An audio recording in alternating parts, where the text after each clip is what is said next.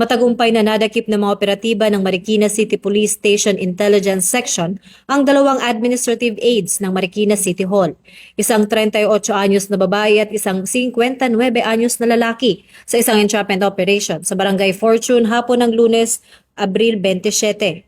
Ang insidente ay nag-ugat sa reklamo ng isang 40 anyos na negosyante na hiningian ng mga suspect ng protection money na umabot sa kabuang 30,000 kapalit ng hindi pag-i-issue ng citation at mabilis na pagproseso ng mga permit. Ang operasyong ito ay bahagi ng Enhanced Managing Police Operations ng PNP na naglalayong linisin ang mga hanay ng pamahalaan mula sa pang-aabuso sa kapangyarihan alinsunod sa adhikain ng Bagong Pilipinas. Kaugnay nito, nananawagan si Chief PNP Police General Jose Melencio Nartates Jr. sa publiko na huwag mag-atubiling isumbong ang anumang katiwalian dahil ang tapat na serbisyo ay dapat nararamdaman ng bawat mamamayan ng walang hinihinging kapalit.